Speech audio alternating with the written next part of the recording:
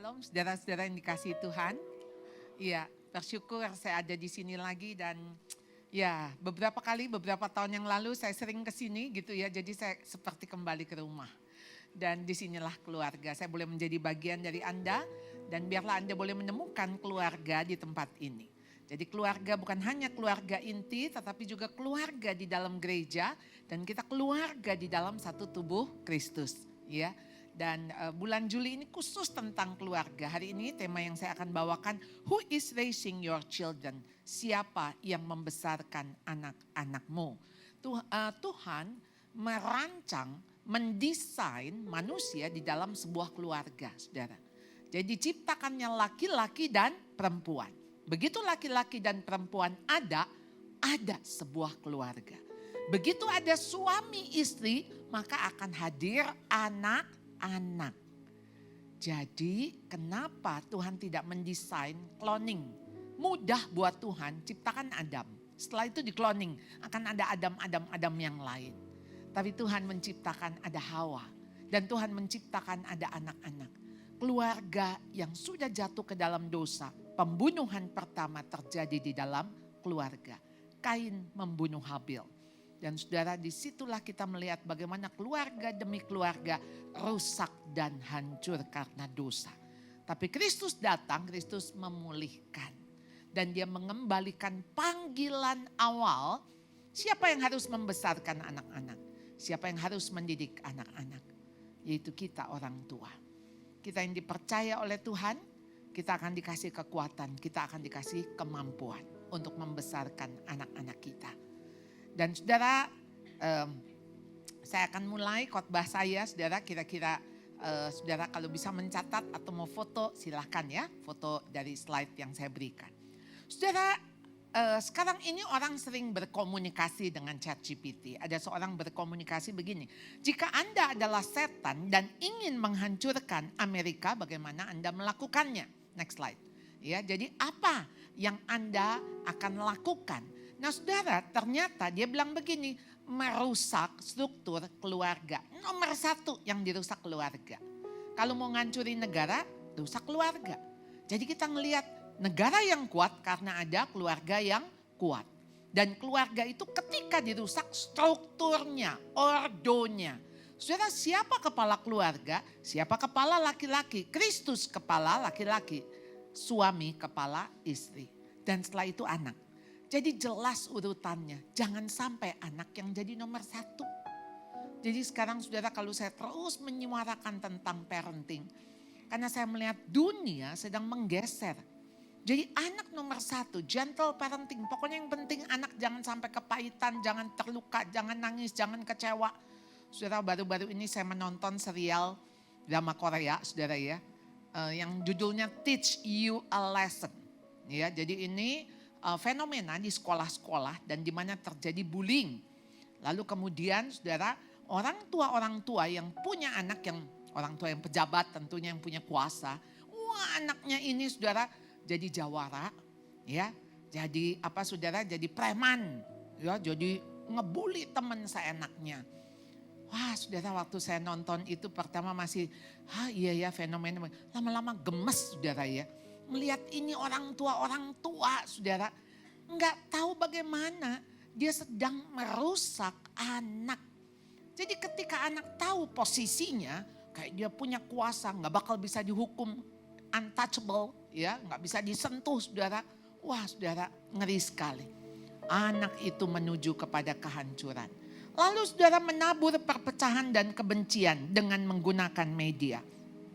Dan hari ini kita melihat bagaimana netizen plus 62 ya, katanya saudara kalau udah kasih komen, memang mengerikan saudara ya, kebencian itu ditaburkan, merusak pendidikan. Sekarang bagaimana ini bukan anak murid takut guru, guru yang takut murid saudara ya. Karena apa? Kalau udah dihukum muridnya yang datang besok orang tuanya, lawyernya, kakeknya, neneknya semua saudara ya. Ini bagaimana ini guru bisa mendidik murid? Menyerang iman dan agama, mempromosikan materialisme dan individualisme. Lalu kemudian saudara mendorong kerusakan moral dengan menormalkan perilaku kejahatan. Ya. Lalu kemudian mengikis kepercayaan pada lembaga hukum dan sistem peradilan, memupuk korupsi dalam pemerintahan, makanya dapat 74 kilogram emas. Saudara, saya juga semalam baru ngomong, saya bilang 74 kilo itu berapa banyak ya, berat kali ya. Itu dapatnya bagaimana ya, lalu kenapa ya? Oh, ya kita diskusi sesuatu yang nggak ngerti saudara ya, bagaimana bisa gitu ya. Tapi ini yang terjadi dan menyerang kesucian hidup. Bukankah ini yang kita lihat kenapa negara Amerika hancur saudara. Saudara, mengerikan sekali kalau keluarga hancur, masa depan hancur. Iya, jadi Tuhan ingin memulihkan keluarga. Kembali saudara, keluarga yang rusak, keluarga yang hancur Tuhan akan pulihkan. Maka saudara di gereja saudara kadang-kadang saya melihat ya dalam setahun itu tentu baik ada bulan keluarga, ada minggu keluarga. Tapi rasanya khotbah tentang keluarga di dalam setiap apapun saudara, keluarga tetap bisa masuk saudara ya. Karena keluarga bukan hanya bicara ayah ibu anak, tetapi keluarga sebagai bentuk kesatuan. Kesatuan daripada jemaat Tuhan.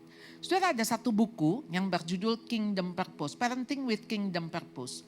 Di situ dikatakan begini saudara, orang tua yang punya kerohanian dangkal itu merasa cukup puas kalau anaknya agama Kristen, tiap minggu ke gereja dan hidup baik secara moral.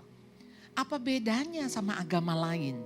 Agama lain tinggal diganti aja agama apa, lalu tiap minggu kemana, ke tempat ibadahnya dan hidup baik secara moral. Saudara, Tuhan tidak memanggil kita untuk hidup baik, ya, moral baik. Saudara nggak perlu jadi orang Kristen. Agama lain juga mengajarkan anak-anaknya supaya baik, supaya hormat, sopan, taat kepada orang tua, murah hati, rendah hati. Agama lain juga mengajarkan itu. Tapi saudara, Tuhan memanggil kita untuk menjadi muridnya, mengikut dia, memikul salib, menyangkal diri. Tuhan gak cari fans. Di dalam satu buku Not a Fan. Kalau fans itu begini saudara-saudara, sekarang fans bola ya. Saya gak ngikutin, tapi suami, cucu semua ngikutin saudara. Wah, Belgia kalau ini Norway, ini Spain gitu ya. Begitu kita gak ngefans dengan satu klub, kita bisa pindah klub lain kan. Namanya juga fans. Tapi pengikut, sekalipun apapun yang terjadi kita tetap ikut dengan setia. Jadi saudara, kita gak cukup untuk anak-anak kita kuai-kuai, hidup baik-baik. Tapi apakah anak kita mentuhankan Kristus dalam hidupnya? Apakah anak kita menjadi murid Kristus? Apakah anak kita yang hidupnya berbuah bagi Kristus? Memiliki karakter Kristus. Jadi saudara, Howard Hendricks, dia mengatakan begini, rumah tangga Kristen bukan sekadar rumah yang dipenuhi dengan orang-orang Kristen. Jadi gak cukup saudara, cuman agamanya Kristen. Agama. Jadi ayo kita ini murid-murid Kristus. Kita ini semua kita mentuhankan Kristus. Pusatkan Kristus dalam hidupmu. Dan itulah yang namanya keluarga Kristus. Nah saudara, di dalam Amsal 22 ayat 6. Direct your children onto the right path. Terjemahan ini saudara saya suka. Ada yang menuliskan train your child. Didik anakmu, latih anakmu. Tapi direct your child. Arahkan anakmu ke jalan yang benar. Onto the right path. And when they are older, they will not leave it. Maka pada masa tuanya dia tidak akan menyimpang dari jalan itu. Saudara, kenapa penting saudara sejak kecil. Sejak kecil waktu Paulus sangat terkesan dengan iman Timotius. Dia mengatakan sebab kamu sejak kecil udah mendengar kitab suci. Sejak kecil siapa yang ngajarin? Siapa yang ngajarin? Lois neneknya. Yunike mamahnya. Yang mengajarkan firman Tuhan sejak kecil. Yang memberi engkau keselamatan. Keselamatan melalui firman Tuhan. Maka saudara, firman Tuhan tidak sia-sia. Sekalipun di tengah-tengah dia menyimpang. Saudara, saya punya teman. Ketika hidupnya pernah jatuh sekian puluh tahun. Satu hari saudara ketika dia entah bagaimana kondisi dia mungkin overdosis dan sebagainya. Ketika dia cerita dia bilang, wah itu dokter bilang ini kalau udah dikasih obat tidur masih gak tidur juga. Kelihatannya bisa mati ya, meninggal. Lalu kemudian dia bilang di dalam anugerah Tuhan. Tuhan bisa ingatkan ketika tantenya, kakaknya telepon gitu ya. Lalu ada keponakannya bilang sini aku juga mau telepon. Lalu nyanyi sebuah lagu, domba sesat, lagu sekolah minggu. Dan ketika itu dinyanyikan, dia bisa pelan-pelan remind apa yang pernah ada di dalam memorinya. Dan di situ titik perjumpaan dia lagi. Saudara, ketika anak saudara pernah berjumpa dengan Kristus, mengalami Kristus, jangan takut. Satu hari ketika dia menyimpang pun dia akan kembali. Seperti anak hilang yang pulang. Jadi saudara arahkan. Dan apa yang dikatakan Tim Elmore, we have to prepare the child. Kita harus siapkan anaknya, bukan jalannya. Karena jalannya tuh Tuhan punya. The right path itu Tuhan punya. Dan arahkan ke jalannya Tuhan. Maka saudara ketika kita mengarahkan ke jalannya Tuhan, bukan jalannya yang kita urusin. Anaknya yang kita urusin. Bagaimana anak kita hidup benar, bagaimana anak kita taat, dengar-dengaran, bergantung kepada Tuhan. Saudara penting sekali, penting sekali. Saudara kenapa hidup takut akan Tuhan, itu gak bisa ditawar. Karena saudara apapun yang dia hadapi di tengah-tengah dunia ini saudara. Cuman masalah dia seberapa kuat ya dia harus bergandeng tangan dengan Tuhan. Karena yang dia hadapi nanti mungkin lebih sulit daripada yang sekarang kita hadapi. Jadi saudara mari kita siapkan anaknya. Jadi parenting adalah sebuah perjalanan bersama dengan Tuhan. Jadi ibaratnya saudara peran orang tua itu seperti dalam perjalanan journey. Jadi kalau ada orang tua konseling kepada saya selalu ingatkan ini journey, ini perjalanan belum selesai. Jangan takut, ini belum selesai. Mari jatuh, bangun lagi. 7 kali orang benar jatuh, bangun kembali. Jadi saudara perjalanan ini tentu perjalanan yang bisa sesaat. Enggak selamanya Anda bersama dengan anak. Satu tangan pegang anak. Ya di dalam perjalanan ini Anda menjadi rekan seperjalanan anak. Tapi ingat satu tangan Anda pegang tangan Tuhan. Karena Anda adalah rekan sekerja Tuhan. Jadi ketika Anda menjadi rekan sekerja Allah dan menjadi rekan seperjalanan anak. Dan Anda tahu pusatnya bukan di Anda. Tapi pusatnya di Tuhan. Segera pertemukan tangan anak ke dalam genggaman tangan Tuhan. Sehingga saudara anak-anak kita berjalan bersama siapa. Dengan siapa dia jalan. Saudara ketika ada seorang hamba Tuhan dia lulusan Jerman saudara. Ini anaknya mau sekolah ke Jerman. Jadi ini suami istri dulu kuliah di Jerman. Jadi anak mau kuliah ke Jerman dia udah tahu bayangannya Jerman kayak apa. 3 bulan sebelumnya mamanya terus kasih tahu. Nanti kamu di Jerman tuh bakal begini. Maka kamu jangan begini, jangan begitu. Sampai perjalanan ke airport, sampai mau menuju ruang imigrasi, mamanya masih ngomong. Lalu papanya gemes juga, dia tarik tangan anaknya. Ya, dia bilang gini ya, nih ya, kamu masuk belok, udah gak lihat papa mama. Cuman 2 pilihan, jalan sendiri atau jalan dengan Tuhan. Pilihannya cuma 2, jalan sendiri atau jalan bersama dengan Tuhan.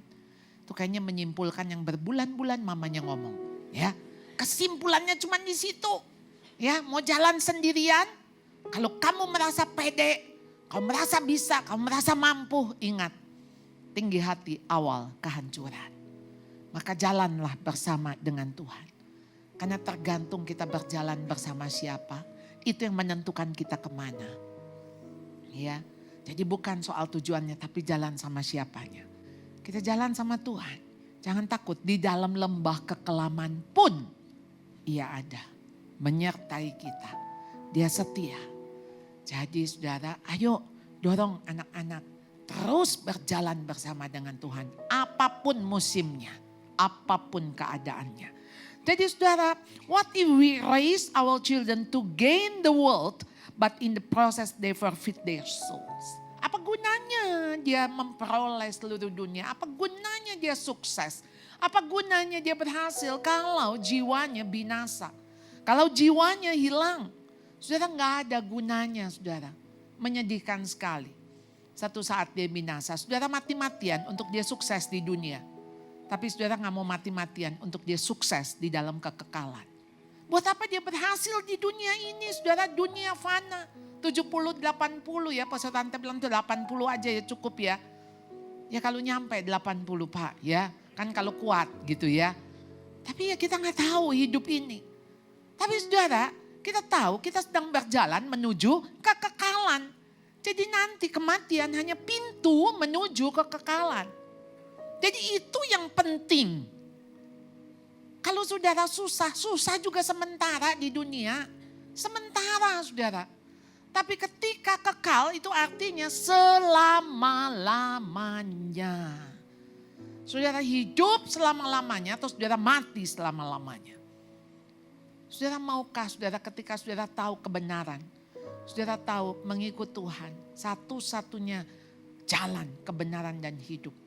Masa saudara gak mau mati-matian untuk urusan ini. Untuk urusan spiritual anak. Untuk urusan kerohanian anak. Saudara yang lain itu bonus. Cari dulu kerajaan Allah dan kebenarannya. Semua ditambahkan. Semua ditambahkan. Saudara mau gak percaya ayat itu. Tapi nomor satu kerajaan Allah. Allah sendiri yang menjadi utama dalam hidup kita. Sehingga saudara apa yang diperintahkan? Ya Tuhan melalui Musa kepada bangsa Israel dalam Ulangan pasal 6 ayat 4 sampai 9, ayat 6 sampai 9 saudara.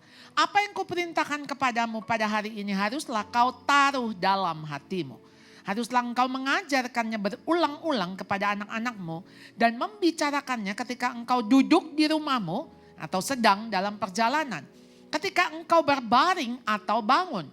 Engkau harus juga mengikatkannya sebagai tanda pada tanganmu dan menjadikannya lambang di dahimu. Haruslah engkau menuliskannya pada tiang pintu rumahmu dan pada pintu gerbang kotamu. Saudara, ini yang sering disebut Shema, saudara. Bangsa Israel dengarkan ya. Dengarkanlah apa yang diperintahkan oleh Allah. Kasihlah Tuhanmu, kasihlah Allah Tuhanmu dengan segenap hati. Segenap itu artinya seluruhnya. Jadi nggak ada yang disisakan. Seluruh hati saudara terpusat kepada Tuhan, kepada Allah. Jadi jangan mencintai Tuhan setengah-setengah, separuh-separuh. Saudara, kita aja nggak mau ya, suami kita misalnya mencintai 90%, 10% masih di pacar lama. Kita nggak mau, kita bilang nggak mau, 100%. Kalau kita aja manusia minta cinta pasangan kita 100%, saudara. Masakan Tuhan yang sudah memberi hidupnya kita tidak mau memberikan. Dengan seluruh kekuatanmu, dengan segenap akal budimu, dengan segenap jiwamu.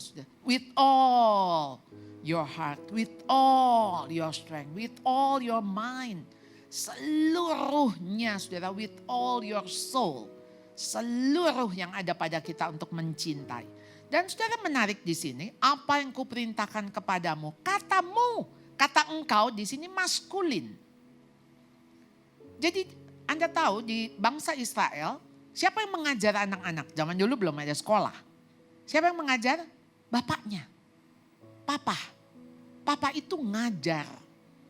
Jadi saudara, memang kita tahu ya, begitu patriarkat saudara, siapa sih kepala keluarga? Ayah, bapak. Maka di dalam Maleakhi 4 ayat terakhir saudara, Tuhan akan mengembalikan hati bapak kepada anak-anaknya, anak-anak kepada bapaknya. Saudara, tentu kita semua dilahirkan oleh seorang ibu. Ya, semua dari ibu, nggak ada yang dari bapak. Ibu-ibu melahirkan, ibu-ibu akan merawat, menyusui anak-anak itu besar. Tapi waktu anak itu besar, justru ayah yang penting. Kehadiran ayah.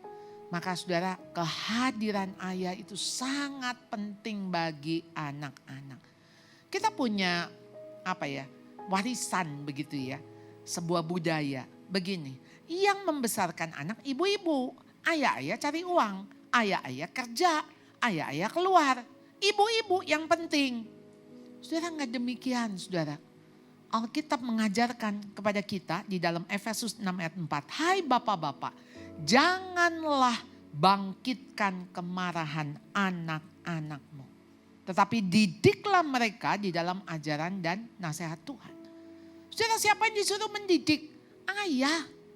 Jadi saudara, kalau 0 sampai 8 tahun fungsi ibu itu penting. Ya, karena memang ibu yang merawat saudara ya. Maka saudara di TK akan lebih banyak ibu-ibu saudara ya. Dan anak-anak ya ke pasar ketemu wanita, ke salon wanita. Semua wanita di dalam hidupnya. Tapi ingat mulai di atas 8 tahun dia harus ketemu banyak figur laki-laki yang menjadi kepala. Ngomong sama mama saudara orientasinya now. Mama akan gemes sekali ngelihat jerawat di pipi anaknya. Aduh kamu tuh ya mama udah beliin facial wash kenapa gak dipakai ya. Tapi kalau ngomong sama bapak-bapak nggak akan gemes tuh dengan jerawat. Ya, nggak akan kelihatan juga kayaknya itu jerawat. Ya, bapak-bapak akan ngomong orientasinya apa? Future. Gimana kamu? Kamu udah pikirin belum? Kamu mau ambil jurusan apa? Kamu kuliah di mana? Saudara, lihat saudara, orientasi ke depan. Betapa bapak-bapak pegang peranan. Jika anak dekat dengan ayahnya, saudara, anak laki dekat dengan ayahnya nggak akan jadi gay. Karena dia akan kagum dengan ayahnya yang menikah dengan seorang wanita yang adalah ibunya. Dia melihat bagaimana ayahnya mengasihi ibunya. Saudara, anak perempuan yang respect, yang cinta pertama laki-lakinya adalah ayahnya, tidak mungkin jadi lesbian. Jadi dia akan melihat bagaimana sosok seorang laki-laki yang dihormati. Dan dia akan pikir, satu hari saya akan punya suami seperti papa saya terhadap mama saya. Saudara, oleh karena itu figur bapak itu penting. Dan ayat di sini mengatakan jangan bangkitkan kemarahan. Saudara, kenapa yang ayah-ayah yang ditegur? Biasa yang bikin marah itu memang ibu-ibu kan, karena ibu-ibu yang lebih banyak marah bukan? Ya, bapak-bapak jarang marah, tapi kalau sekali marah memang menyeramkan. Anak-anak terbiasa dengan marahnya ibu, biasalah mama ngomel-ngomel. Tapi begitu papanya marah, udah takut. Maka saudara yang bisa bikin kepahitan, saudara, bapak-bapak. Saya pernah satu hari saudara ketemu dengan seorang pimpinan perusahaan. Dia bilang begini, saya sekarang menemukan satu pola. Kalau sekarang saya hire karyawan, yang saya tanya begini, hubungan kamu sama ayah kamu bagaimana? Begitu dia bilang, aduh saya kurang baik, saya gak harmonis. Wah, saya punya PR besar. Karena nanti dia akan kesulitan ketika berhubungan dengan otoritas. Tapi kalau saya menemukan karyawan yang mengatakan, hubungan saya baik sekali, saya percaya dengan papa saya. Wah saudara, dia bilang gampang sekali dididik anak ini. Dia akan trust dengan otoritas. Jadi saudara lihat bagaimana peran daripada bapak-bapak sangat pengaruh. Mari kita mau belajar dari Imam Eli saudara. Di dalam 1 Samuel 2 ayat 22 sampai 23. Eli sudah tua sekali. Ia mendengar segala sesuatu yang dilakukan anak-anaknya terhadap semua orang Israel. Dan bahwa mereka tidur dengan perempuan-perempuan yang bertugas di depan pintu kemah pertemuan. Karena itu ia berkata kepada mereka, mengapa kamu melakukan hal-hal seperti itu? Sehingga ku dengar dari segenap bangsa ini tentang perbuatanmu yang jahat. Saudara, Imam Eli punya 2 anak, Hofni dan Pinehas. Dua-duanya juga imam. Jadi saudara, ini anak-anak yang sudah gede, yang sudah dewasa. Dia melakukan perbuatan yang jahat, dia mencuri persembahan. Dia tidur dengan perempuan-perempuan. Berarti dia berzina saudara. Dan ini Imam Eli menegur anaknya. Lalu saudara, ini yang terjadi. Ketika dia tegur di dalam ayat 24-25, janganlah begitu anakku. Bukan kabar baik yang ku dengar disebarluaskan umat Tuhan. Berarti udah viral nih saudara ya. Aduh kalau zaman sekarang mah berarti udah kemana-mana beritanya. Ya, Jika seseorang berdosa terhadap yang lain, Allah yang menengahi. Tapi kalau seseorang berdosa terhadap Tuhan, siapa yang jadi penengah? Siapa yang jadi perantara? Saudara, kita bersyukur saudara ketika sekarang kita mengalami masa anugerah di mana Kristus yang menjadi pengantara kita dengan Allah. Tapi balik lagi waktu anak ini berdosa terhadap Allah, karena dosa tidak mungkin tidak terhadap Allah. Ya, karena saudara mau berdosa dengan orang lain, di tengah-tengah itu Allah. Jadi saudara akan mengenai Allah dulu sebelum kepada orang itu. Saudara berzina dengan istri saudara, saudara berzina dulu dengan Tuhan. Jadi saudara kalau berdosa terhadap Allah, waktu dia ngambil persembahan, waktu dia tidur dengan perempuan-perempuan, karena begitu dosa, saudara urusannya dengan Allah. Sama seperti pemazmur Daud di dalam Mazmur 51. Dia mengatakan terhadap engkau sajalah aku berdosa. Saudara, Daud membunuh Uria. Daud berzina dengan Batsyeba. Tapi Tuhan di tengah-tengah di antara mereka. Dan Daud berdosa terhadap Tuhan. Jadi saudara, di sini mereka tidak mendengarkan perkataan ayah mereka sebab Tuhan berkehendak menewaskan mereka. Saudara, memang sudah tidak bisa didengar lagi. Kenapa? Yang pertama, anak itu udah besar. Udah lewat masa untuk dia mendengar. Kapan anak itu mendengar? Waktu dia masih kecil. Dia mendengar, ayo dong ma cerita dong, ayo papa cerita. Nah dia mau dengar. Kalau udah dewasa udah lewat waktunya. Lalu kenapa saudara dia tidak mendengar perkataan ayahnya itu? Mari kita melihat saudara ayat 29. Mengapa engkau memandang rendah kurban sembelian dan kurban sajianku yang telah kuperintahkan di kediamanku? Mengapa engkau menghormati anak-anakmu lebih daripadaku sambil kamu sekalian menggemukkan dirimu dengan bagian terbaik dari setiap persembahan umatku Israel? Ini sebabnya. Anak tidak mau mendengar karena orang tuanya munafik. Karena orang tuanya justru melakukan hal-hal itu. Anak tidak mau mendengar karena otoritasnya, saudara, terbalik. Karena apa? Imam Eli menghormati anak-anaknya lebih daripada menghormati Allah. Jadi saudara, ini yang membuat anaknya tidak lagi respect sama bapaknya. Tidak lagi mau dengar terhadap bapaknya. Jadi saudara, apa yang dilakukan Imam Eli? Imam Eli itu gemuk saudara. Dia sampai waktu meninggal itu patah tulang leher, jatuh. Ya, karena saking gemuknya. Jadi memang ayat ini mengatakan menggemukkan diri dengan bagian terbaik. Keserakahan, kelobaan dari Imam Eli. Jadi di sini saudara, di 1 Samuel 3:13, aku Tuhan telah memberitahukan kepadanya bahwa aku akan menghukum keluarganya untuk selamanya. Karena pelanggaran atau dosa yang telah diketahuinya sebab anak-anaknya telah menista Tuhan. Tetapi ia tidak mencegah, ia tidak memarahi mereka. Sedih sekali.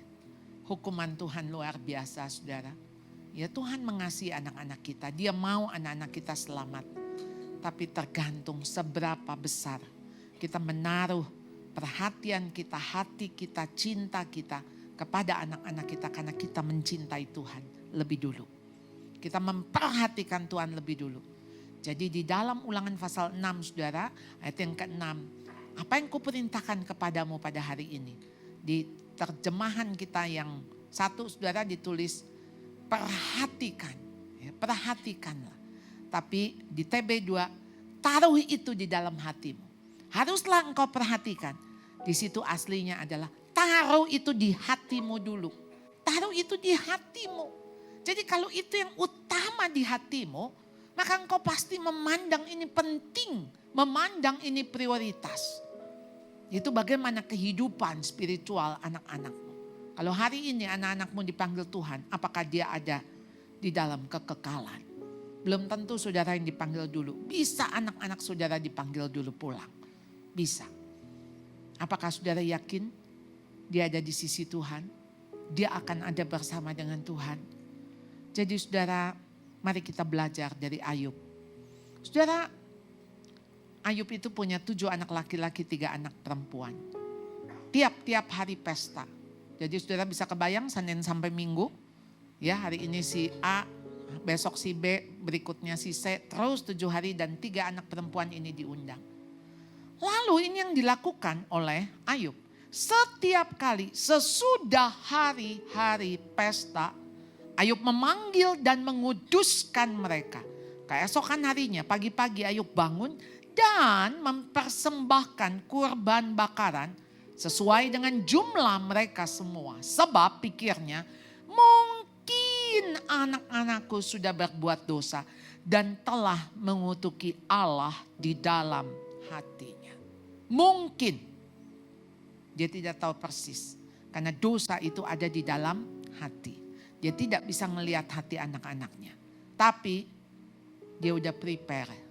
Dia udah siap. Kalaupun anak saya berdosa terhadap Allah di dalam hatinya, maka sayalah yang mewakili anak saya. Saya datang kepada Tuhan. Untuk saya membawa korban bakaran. Untuk saya minta ampun kepada Tuhan. Saudara, kapan terakhir kita datang kepada Tuhan menangisi dosa anak-anak kita? Kita datang kepada Tuhan membawa air mata anak-anak kita, air mata pertobatan. Kita datang kepada Tuhan. Oleh karena itu saudara, if we don't teach our children to follow Christ. Kalau kita tidak mengajar anak-anak kita untuk mengikut Kristus, maka dunia tidak akan mengajarkannya. Dunia akan mengajarkan yang sebaliknya. Dunia akan mengajarkan dia menjauh dari Kristus. Maka saudara, hari ini anak kita dibesarkan oleh siapa? Oleh medsos? Oleh games? Oleh AI? AI? Siapa yang membesarkan anak kita? Saudara, kemarin teman saya kirim sebuah klip dan di Amerika dibuat sebuah seremonial. Jadi itu di sebuah lapangan besar berdiri semacam kayak tonggak-tonggak, ada foto anak-anak yang meninggal bunuh diri karena sosial media. Karena sosial media. Dan itu semacam peringatan. Dan ada ratusan anak-anak meninggal karena sosial media. Di mana orang tua? Di mana Anda? Ketika anak-anak berjuang, ketika anak-anak bergumul, ketika anak-anak hilang, di mana kita? Siapa yang membesarkan anak-anak kita? Mari kita datang kepada Tuhan. Tuhan, kami datang kepadamu. Kami sebagai orang-orang yang dipercaya oleh Tuhan untuk membesarkan anak-anak kami. Ampuni kami kalau kami tidak memegang kepercayaan-Mu. Seringkali kami kewalahan, kami lelah, kami putus asa, bahkan kami menyerah. Tuhan ingatkan kami, ketika Tuhan beri kami kepercayaan, Tuhan kasih kami kemampuan. Ketika Tuhan beri kami kemampuan, Tuhan akan beri kekuatan. Maka biarlah kami hanya datang kepadamu ya Tuhan, menyerahkan anak-anak kami. Kami tidak akan menyerahkan, Engkau tidak pernah menyerah. Tapi kami menyerahkan anak-anak kami Tuhan ada di dalam tangan-Mu. Genggamlah mereka ya Tuhan. Berjalanlah bersama dengan mereka Tuhan. Jangan pernah meninggalkan mereka Tuhan. Sekalipun mereka ada di dalam lembah kekelaman. Tuhan, kami mau percaya kasih-Mu yang kekal. Kasih-Mu yang sejati Tuhan. Kasih yang tidak bersyarat. Kasih yang telah turun dalam dunia ini Tuhan.